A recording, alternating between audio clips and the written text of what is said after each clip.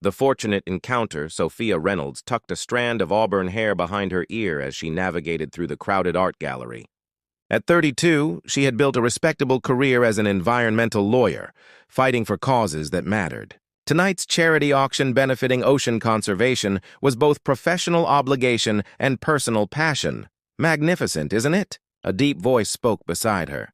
She turned to find a tall man with thoughtful hazel eyes studying the same painting she'd been admiring, a tumultuous seascape, with light breaking through storm clouds. The contrast between darkness and hope, she replied. It's beautiful, Nathan. Westbrook, he offered with a slight smile that softened his otherwise serious features. Sophia Reynolds. Their conversation flowed effortlessly from art to environmental ethics to favorite books.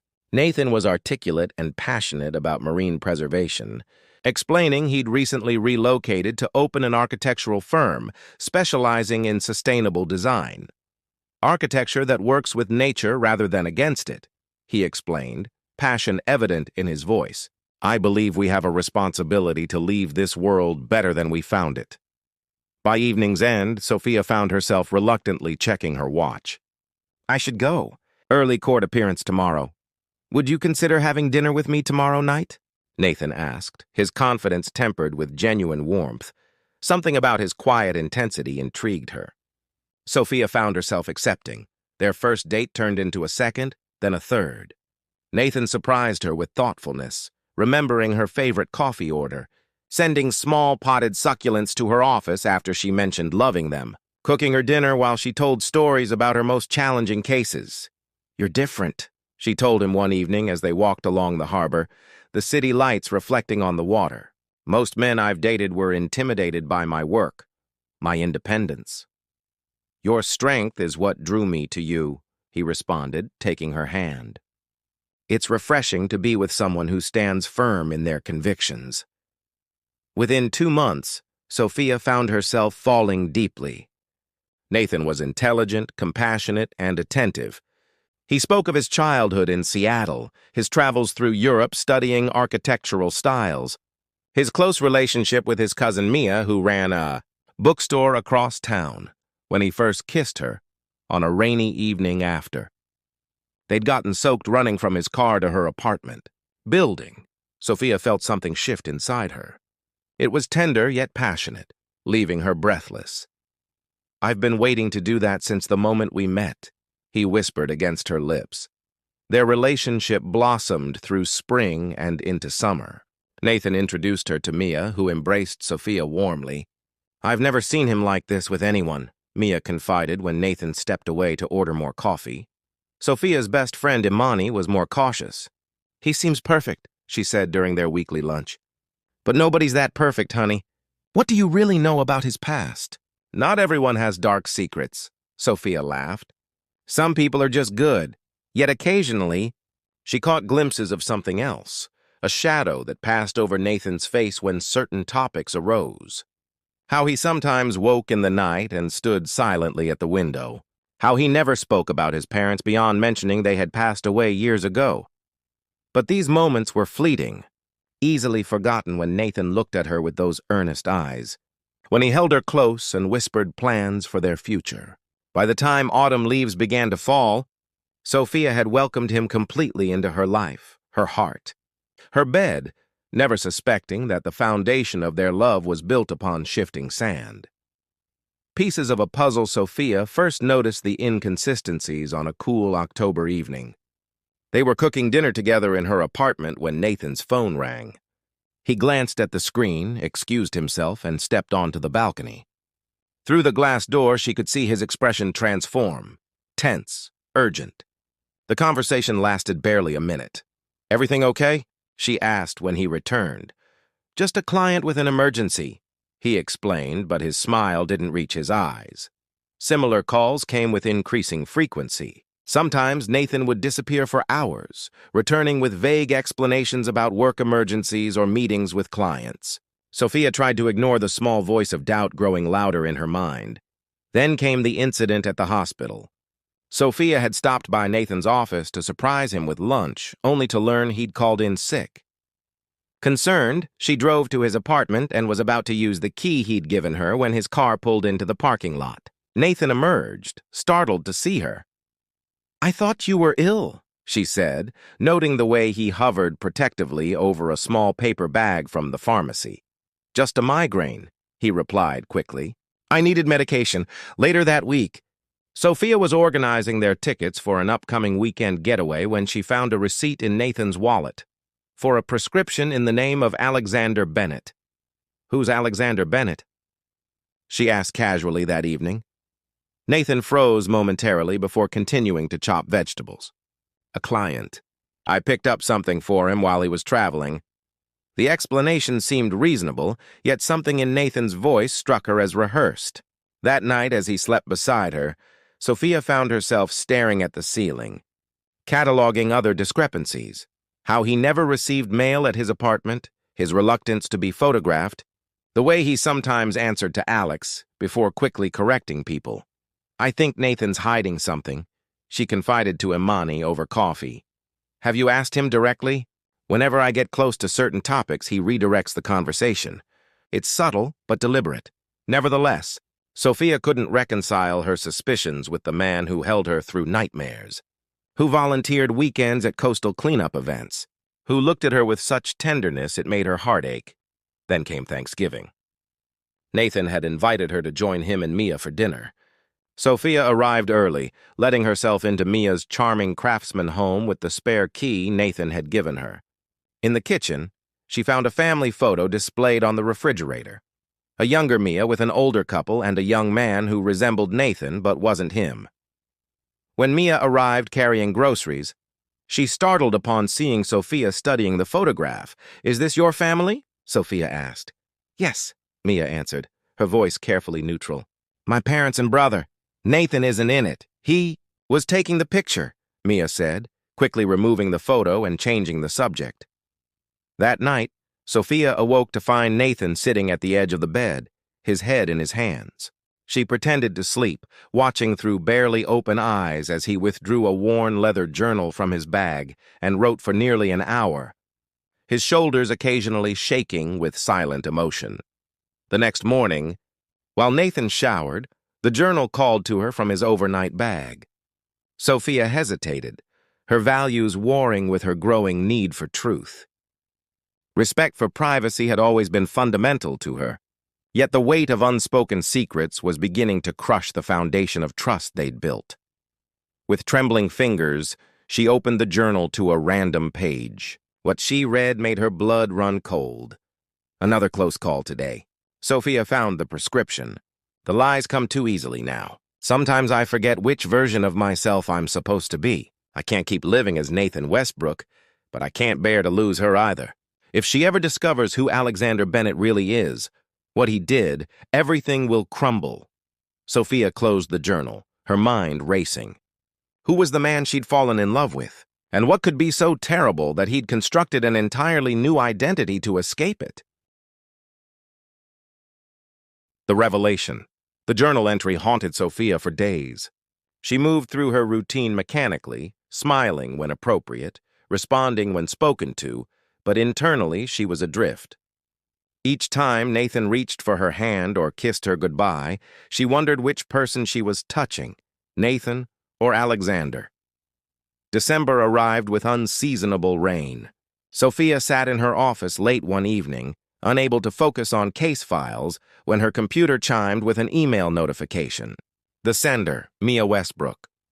The subject line, "I'm sorry." The message was brief.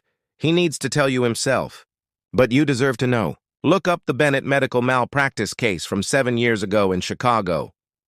Sophia's fingers hovered over the keyboard before she typed the search terms. News articles flooded her screen, headlines jumping out with phrases like "tragic surgical error," "prominent surgeon loses license," and "family devastated." According to the reports, Dr. Alexander Bennett had been a rising star in neurosurgery until a catastrophic mistake during a routine procedure left a young woman named Jamie Collins with permanent brain damage. The investigation revealed Dr. Bennett had been working a 36-hour shift and had refused to recuse himself despite fatigue. While no criminal charges were filed, the civil settlement was substantial, and Dr. Bennett's medical license was revoked. The final article included a photograph of Dr. Alexander Bennett leaving the courthouse. It was undeniably Nathan. Sophia sat motionless, rain pattering against her office windows as pieces fell into place. The mysterious phone calls, likely updates about Jamie's condition. The prescription, medication he still needed but couldn't obtain under his real name. The reluctance to be photographed, fear of being recognized. When her doorbell rang at 10 that night, Sophia wasn't surprised to find Nathan standing in the rain, drenched and looking utterly defeated. Mia stood a few paces behind him, concern etched across her face. "She called me," Nathan said quietly. "Told me what she did." Sophia stepped aside to let them in. In her living room, silence stretched between them until Sophia finally spoke. "You're not Nathan Westbrook. You're Alexander Bennett." He nodded, water dripping from his hair onto her carpet. "Yes, you were a neurosurgeon. You made a mistake that destroyed someone's life. Then you disappeared and created a new identity." Another nod. "Who is Mia to you, really?" The woman stepped forward. "I'm his cousin, that part is true. Our mothers were sisters. I helped him. Start over. By lying to everyone, including me?" Sophia's voice cracked. "I never meant to fall in love with you," Nathan, or rather Alexander, said, his voice barely audible. "The plan was to establish my practice here quietly, live simply. When we met, I told myself it would just be one conversation, one date. But you became everything. So you built our entire relationship on a foundation of lies?" Sophia's anger finally broke through. "Did you ever consider what that would do to me when I found out? Did you think I wouldn't? I convinced myself I could be Nathan forever," he admitted. "That Alexander and all his mistakes could stay buried." "Tell me about Jamie," Sophia demanded. Pain flashed across his face. 26 years old, teacher, came in for a simple procedure to relieve pressure from a minor concussion. I'd been working back-to-back shifts because we were short-staffed. I made a mistake during surgery, a mistake any first-year resident would have avoided if they'd been properly rested. She'll never teach again, never live independently, and you ran away. After the lawsuit, after losing my license, I tried to make it right. I set up a trust for her care with everything I had. But I couldn't face myself, couldn't face what I'd done. So I became someone else, someone better. Mia touched his shoulder gently. "Tell her the rest." Alexander's eyes met Sophia's. "The calls, the disappearances. I volunteer at a rehabilitation center specializing in brain injuries. I've been developing architectural modifications to help patients like Jamie live more independently. And I send half of everything I earn to supplement her trust fund." The revelation hung in the air between them. Sophia felt numb, her mind struggling to reconcile the man she loved with this stranger's history. "I need you to leave," she finally said. "Both of you. I need to think." As they walked to the door, Alexander turned back. "I've been living a lie about my name, my past. But everything between us, how I feel about you, that's the most honest thing in my life." After they left, Sophia sank to the floor, letting tears flow freely as rain continued to pound against her windows, washing away everything she thought she knew. Part 4. Broken Reflections. January arrived with bitter cold and leaden skies that matched Sophia's mood. For 3 weeks, she had maintained complete silence with both Alexander and Mia, ignoring calls and messages that eventually tapered to nothing. She threw herself into work, taking on extra cases and volunteering for the environmental law clinic, anything to fill the emptiness that threatened to consume her. "You can't avoid processing this forever," Imani said gently one evening as they shared takeout in Sophia's apartment. "Have you decided what you're going to do?" Sophia pushed her food around with her fork. "How do I make that decision?" "He lied about everything, his name, his past, his entire identity." "Not everything," Imani countered. "The man who held you when your father was in the hospital, who supported your environmental initiatives, who looked at you like you hung the moon, that wasn't fabricated. But it doesn't erase what he did. Not just to Jamie Collins, but to me." Later that night, unable to sleep, Sophia found herself searching online for information about Jamie Collins. A local newspaper article from 3 months ago featured a small rehabilitation center where Jamie now worked part-time as a program coordinator for other brain injury survivors. The article mentioned innovative, living spaces designed specifically for patients with cognitive challenges, spaces that allowed for greater independence while maintaining safety. The architect, quoted in the article, was listed as NW across town. Alexander sat in his sparsely furnished apartment, sketching modifications to a community center design. The project would create accessible spaces for people with various disabilities, but his focus remained on the cognitive accessibility features inspired by years of observing Jamie's challenges. A knock at his door pulled him from his work. He opened it to find Dr. Elaine Foster, the director of the rehabilitation center. "You missed the planning meeting," she said, concern evident in her voice. "That's not like you." Alexander gestured for her to enter. "I've been distracted. I'll have the revised plans to you by tomorrow." Dr. Foster surveyed the apartment. Takeout containers piled in the trash, unwashed clothes draped over furniture, dark circles under Alexander's eyes. "This isn't just about work, is it?" "I lost someone," he admitted. "Someone important. She discovered who I really am." Understanding dawned on Dr. Foster's face. "The woman you've been seeing, she found out about Chicago." Alexander nodded. "Have you considered that honesty might have prevented this outcome?" "Every day," he whispered. "But I was afraid, not just of losing her, but of being Alexander Bennett again, of being the man who destroyed a life through arrogance and negligence. The Alexander Bennett I've known for the past 3 years is hardly arrogant," Dr. Foster observed. "The man who works tirelessly to improve lives, who donates his services, who sits with patients for hours learning exactly what they need. That's someone trying to make amends, not someone running from responsibility." After she left, Alexander opened his laptop and began typing an email to Sophia. He deleted and rewrote it 7 times before settling on 3 simple lines. "I won't ask for forgiveness. I just want you to know that Jamie Collins is working at New Horizons Rehabilitation Center. If you want to understand who I am now, perhaps start there. Always A." Sophia received the email the following morning. She stared at it for a long time before closing her laptop without responding. Yet the next day found her driving to New Horizons, uncertain what she hoped to accomplish. The center was bright and welcoming, with thoughtfully designed spaces that flowed naturally from one to another. At the reception desk, Sophia hesitated before asking, "Is Jamie Collins available?" Minutes later, a woman in her early 30s wheeled herself into the meeting room. Her movements were deliberate, her speech slightly slowed, but her eyes were sharp and assessing. "You're Sophia," Jamie said, surprising her. "Nathan, or Alexander, I suppose, mentioned you might come someday." "You know him?" "You know who he is?" Jamie's laugh held no humor. "I've known for years. He thinks his disguise is better than it is." Confusion must have shown on Sophia's face because Jamie continued, "He started sending anonymous donations to my family right after the settlement. Then architectural plans for modifying our house arrived. When those same designs started appearing in rehabilitation centers across the country, it wasn't hard to connect the dots." "And you never reported him? After what he did?" Jamie was quiet for a moment. "What would that accomplish? More destruction? His work helps hundreds of people like me. Would exposing him serve justice or just vengeance?" "But he ran away from what he did," Sophia insisted. "Did he?" Jamie countered. "Or did he find a different way to take responsibility? Not everyone's path to atonement looks the same." The bridge.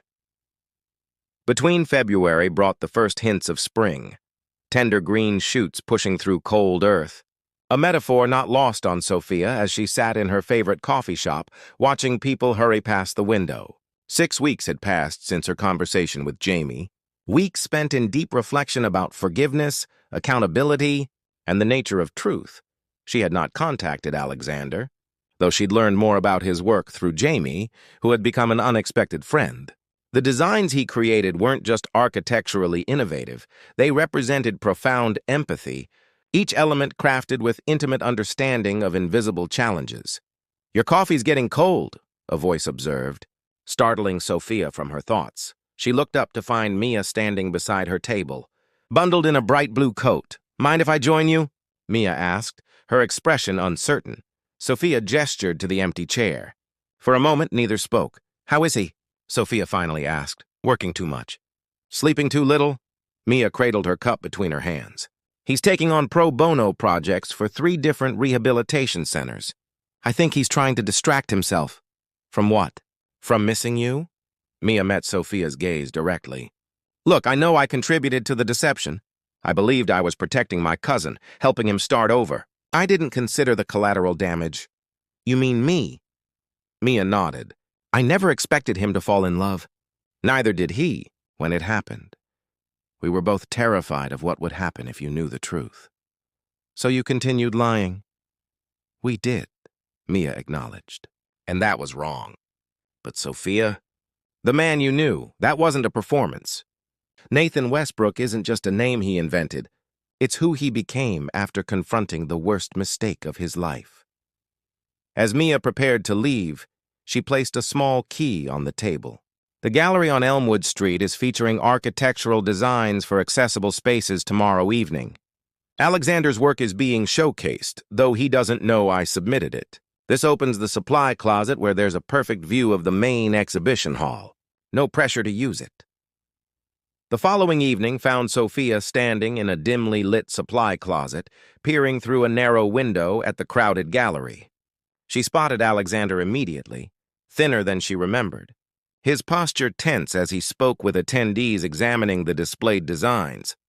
For nearly an hour, she watched him explain his work to visitors, his passion evident even from a distance. When the crowd thinned, he retreated to a quiet corner, exhaustion visible in every line of his body.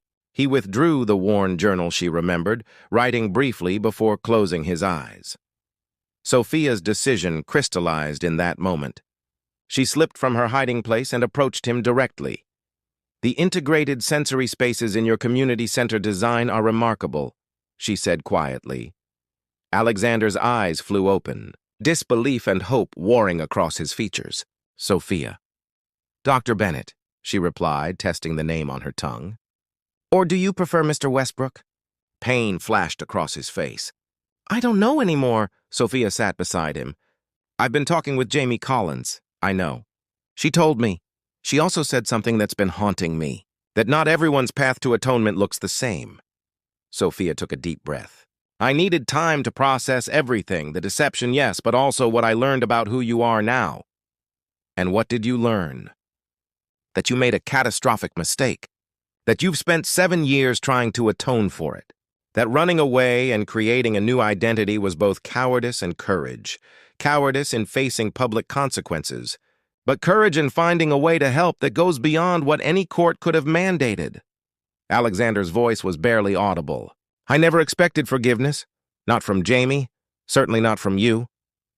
"I haven't said I forgive you," Sophia clarified. "What I'm saying is that I'm willing to try understanding the full truth of who you are. Both the man who made that terrible mistake and the man who spent years trying to make amends. I don't know where that will lead us.